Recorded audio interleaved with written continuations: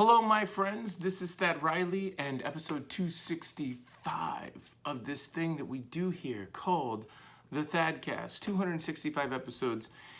If you've listened to every one of them, I don't know what to tell you, but holy cow, you're the only one, and you should be at the top of my prayer request list because, man, and what a roller coaster of a world. If I think back to the start of the Thadcast, it was about a little bit over 2 years ago. And it definitely the world did not look anything like it does today. We were coming out of summer, starting the first week of school, and we were ready to, 2 years ago today, right? That would be starting the first year. So it was a totally different vibe, all the excitement. Now a lot of kids are going remote. Your kids might be going remote. You may not have kids, but you have friends who are going remote. It's a totally different world that we live in today. And I want to talk this morning a little bit about this passage from the book of James. And the book of James, just so you know, is a fascinating story of the author.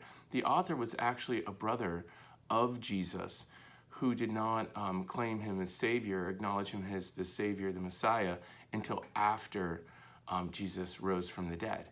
And it was that point James is like, bro, I'm all in. At least that's what I understand from my history. If anybody wants to give me more information, but it wasn't during his life that he embraced it, but after.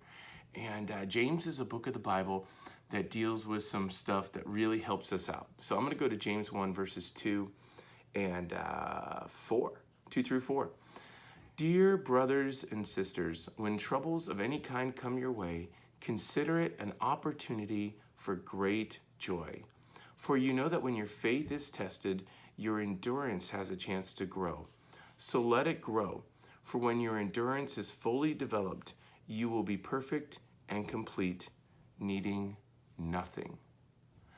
And somebody posted something on the Facebook, and I think it said, the struggle you are in now is for the strength that you will need down the road. So it's not guaranteeing that little meme, that little thing, is not guaranteeing that things are going to suddenly perk up, right? It is what it is. The world is what it is. But the things that we know is that we do get more strength when we struggle. Kind of like, I think probably had a picture of like a caterpillar and a butterfly. That's what I do. I do like a butterfly with a cocoon falling off it. It's bursting out, and it's this whole thing. We don't really burst out of our struggles, right? Unless you're finishing a marathon and you're running over the finish line. We just kind of come out and go, well, I made it. Now what? Right now, we don't even see that half the time. It's like a reflection back, like, okay, things are getting a little better. Okay, I'm getting through this. Or, okay, I quit that job and I love my new job. So we're getting there. And, really, I want to talk about it. There's two types of struggles I see in the world. The manufactured one, the egocentric one, the one where it's just the drama. It's so hard. And you're like, what's so hard? It's like what I mentioned on the last episode of the Thadcast. All these people complaining on social media about this and that, and it's so hard and so hard. And this guy's asking for prayer for his daughter who is born with a hole in her heart and might not make it. I mean, you and I know the story. We know the times that we've even done it ourselves and we've been bummed out and it didn't really matter why, but now it's this thing where we can project all of this onto the world today and we don't know what to do with it, so maybe we need to call it out. Maybe we need to be real as friends. That, hey, this isn't near as hard as it could be, and people are going through a lot worse. What are you joyful? Because it says here, dear brothers and sisters, when troubles of any kind come to your way, the first thing it says is consider it an opportunity for great joy. For great joy. It's hard. Like when I went through my divorce, I didn't have a lot of great joy going on. I was just kind of like, why'd she leave me and the kids? And why is she acting like this? That's what I was more like, right? But Jesus was doing things in my life that would give me great joy down the road. I met my new wife, and we had this awesome relationship, and she's the best. She calls me out when she needs to call me out, folks. She did that last night, actually. She's a wise person with a lot of discernment. She's got good discernment. And I have to tell you, just on a side note, I actually really appreciate that, and I'm having a great day today because she did that. So, you know that when your faith is tested, your endurance has a chance to grow, right? It's like training for a race. This is what we do. So I want you and I to take a moment today and look at the things in our life that we're struggling, where we feel like it's a struggle. things that are not just feel like it's a struggle, but things that are changing our emotions, things that are maybe manipulating and controlling our emotions? Or are we agreeing to that because we like the feeling of the drama? We shouldn't like any of it.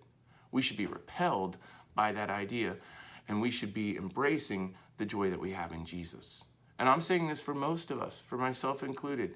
We should be embracing that joy right now in our world today, because God is doing some pretty amazing things, and maybe we need to open our eyes to it instead of thinking about everything that we're against every day.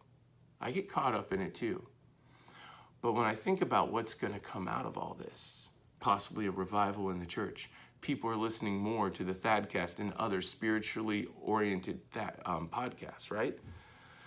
When our endurance is fully developed, you will be perfect and complete, needing nothing. That's when Jesus comes, right? But this is the process of life. We get better, we get stronger as we grow more through our struggles. So you choose. Are you going to choose to focus in on the growth? Are you going to focus in on the joy that you're in for knowing where this testing will lead you? Or are you just going to sit around and bemoan yourself and come up and post all these weird things on social media and draw people into it? My encouragement to you, my friends, is to be strong. To be strong and enjoy the process of building this strength. And enjoy the process of claiming your joy. Let's claim it together, because our joy is in Jesus, the author and the perfecter of our faith. He's writing the whole story. We just want to be on the right page with him so that we can be a part of that and we can grow through that. Well, that's it for this episode of the Thadcast. Thank you so much for joining me here today. And until next time, may you be blessed.